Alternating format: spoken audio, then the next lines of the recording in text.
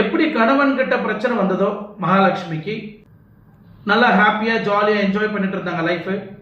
ஒரு கட்டத்தில் செப்டம்பர் மாதம் 3ஆம் தேதி மகாலட்சுமி வந்து மூர்த்தி நஞ்சன் கிட்ட வந்து, நீ எத்தனை நாள் இப்படி நம்ம லிவிங் ரிலேஷன்ஷிப்ல இருக்கிறது, நம்ம 2 பேரும் மேனேஜ் பண்ணிக்கலாம், நம்ம 2 பேரும் புருஷன் பொண்டாட்டியா வாழலாம் அப்படின்னு. எப்போ கணவன் உயிரோட இருக்கும் போது இவங்க இன்னொருத்தரை கல்யாணம் பண்ணிக்கணும்னு ஆசைப்படுறாங்க.